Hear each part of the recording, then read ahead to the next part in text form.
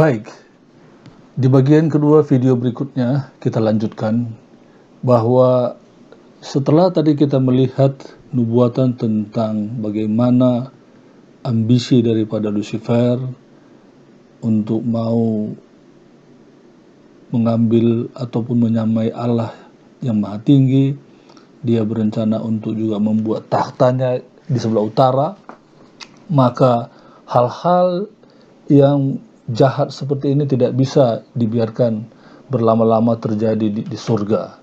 Sehingga Wahyu mencatat dalam Wahyu 12 ayat 7, timbullah peperangan di surga, dan Mikael, yaitu Yesus Kristus, anak Allah itu, yang telah menjadikan segala sesuatu itu, yang telah mendapat otoritas dan kuasa bersama malaikat-malaikat yang setia kepada Tuhan, berperang melawan naga itu, yaitu ular itu, yang juga didukung oleh para malaikat-malaikat, yaitu sepertiga malaikat yang menjadi pengikutnya. Ya, dan tentu mereka tidak bisa menang oleh karena ciptaan tidak mungkin bisa mengalahkan pencipta.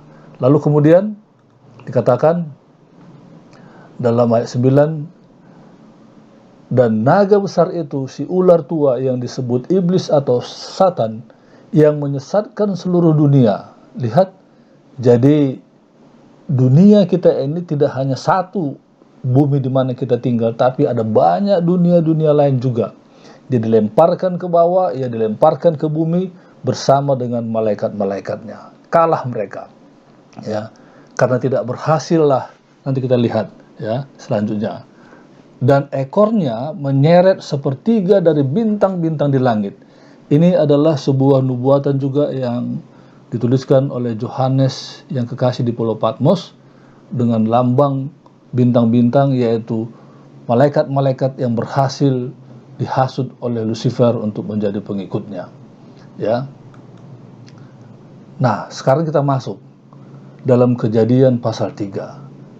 Ketika dia tidak berhasil untuk menipu dunia lain, dia datang ke dunia kita yang paling kecil, yang terakhir diciptakan Tuhan ini, di mana ada manusia, Adam dan Hawa yang diciptakan. Dia pun hadir melalui media, ya.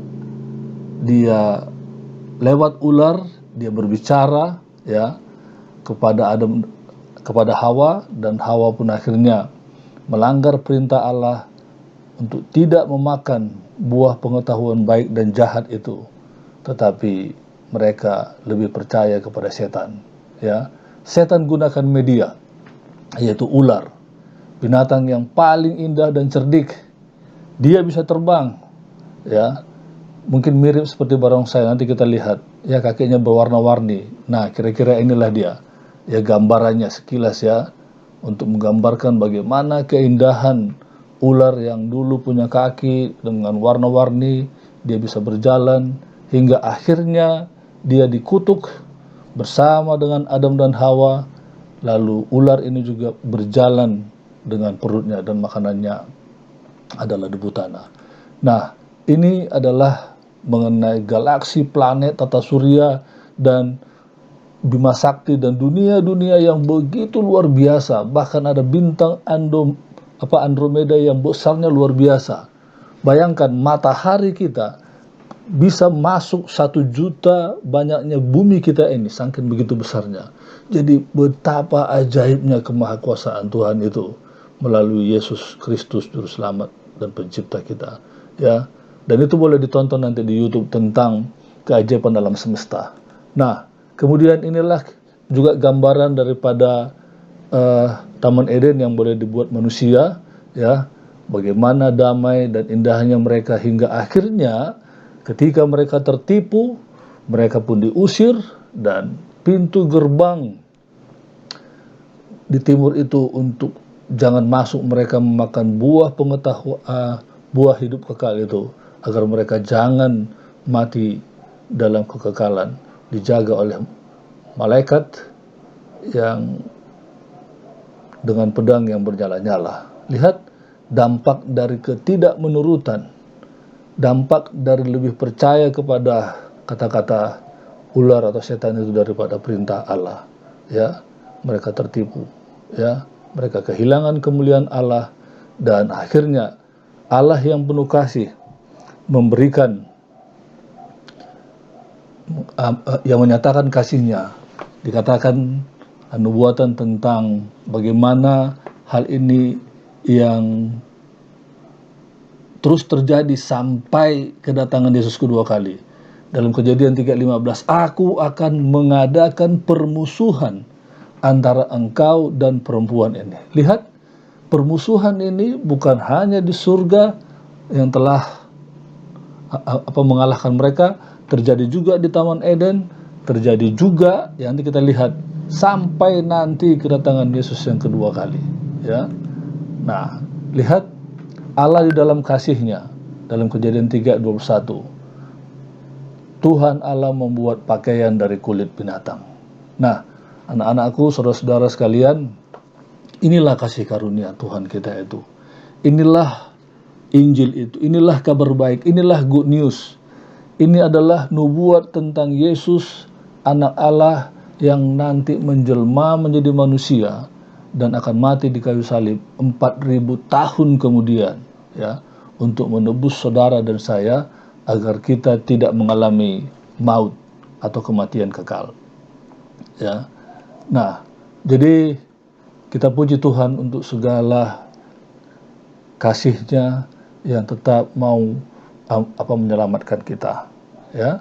Yang berikut, permusuhan itu tadi tidak hanya di Taman Eden, tidak hanya Kain yang membunuh Habel, terus sampai di zaman Nuh, kejahatan manusia luar biasa yang dimotori, yang ditunggangi oleh setan yang menghasut pikiran-pikiran manusia. Kurang lebih katanya 2-2,5 miliar manusia pada zaman Nuh itu mati binasa oleh karena air bah. 120 tahun Nuh sudah mengamarkan untuk mereka bertobat dan mau masuk ke dalam bahtera supaya diselamatkan. Malah diejek, dibuli, diketawai, dan dilecehkan. Akhirnya hanya 8 orang yang selamat. Inilah hasil daripada penurutan akan firman Tuhan, akan perintah Tuhan. Nah, kita lihat, ya boleh dibaca nanti dalam Kejadian 7 ayat 20-24, bagaimana air itu naik 15 hasta dari semua pohon dan gunung yang tertinggi, ya. 15 hasta itu kurang lebih hampir 50 meter, ya, sehingga matilah semua makhluk yang ada nafas hidup dalam hidungnya, ya. Kita persingkat, nanti boleh dibaca, ya.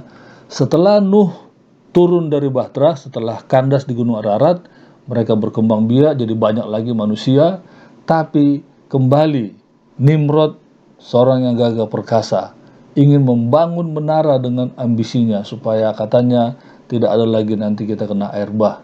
Tapi ketika Allah datang melihat, ya, dikatakan mereka dikacaukan, ya, bahasa mereka sehingga ambisi mereka jadi berantakan dan kacau. Itulah artinya Babel, ya. Ayat 8 dalam Kejadian 11 ayat 8, demikianlah mereka diserahkan Tuhan dari situ ke seluruh bumi dan mereka berhenti mendirikan kota itu, ya, karena sudah kacau. Tukang minta martil, yang dikasih adalah paku. Orang minta gergaji, yang dikasih cangkul. Oke? Baik. Video berikutnya kita akan sambung nanti untuk pembelajaran yang berikutnya. Terima kasih. Tuhan memberkati.